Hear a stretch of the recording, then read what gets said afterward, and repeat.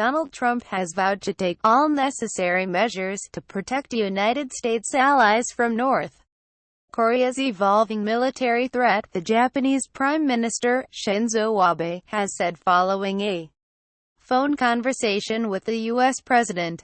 The talks between Trump and Abe came after North Korea conducted its second intercontinental ballistic missile (ICBM) test on Friday, a move analysts said put most of the U.S. within range of Pyongyang's missiles. The U.S. mounted a show of force aimed at Kim Jong-un's regime on Sunday, flying two supersonic B-1B bombers over the Korean peninsula. The commander of the Pacific Air Forces, General Terrence J. O'Shaughnessy, warned his units were ready to hit North Korea with rapid, lethal, and overwhelming force. North Korea, are missiles capable of hitting New York City?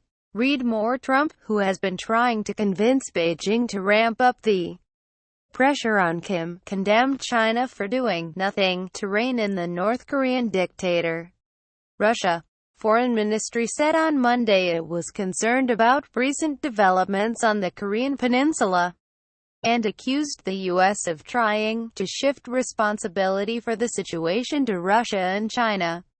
China's state-run media hit back on Monday, with one newspaper branding Trump a greenhorn who had lashed out at Beijing because he felt embarrassed by his failure to prevent North Korea's latest test launch. It is unreasonable for Trump to turn his temper into criticism against China, the English-language Global Times tabloid said in an editorial, claiming Beijing had exerted enormous pressure on Pyongyang. Trump claims that China could easily solve this problem, the Communist Party-controlled newspaper went on.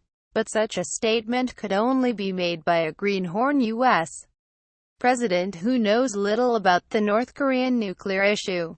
Pyongyang is determined to develop its nuclear and missile program and does not care about military threats from the U.S. and South Korea. How could Chinese sanctions change the situation?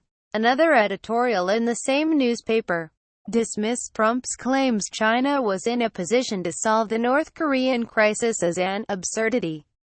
Speaking to reporters on Monday after his conversation with Trump, Abe said the pair had discussed fresh action against North Korea, and praised the U.S. president's commitment to taking all necessary measures to protect allies. I completely agreed with President Trump on the recognition that we must take further action, Abe told reporters, according to Japan's Kyodo news agency.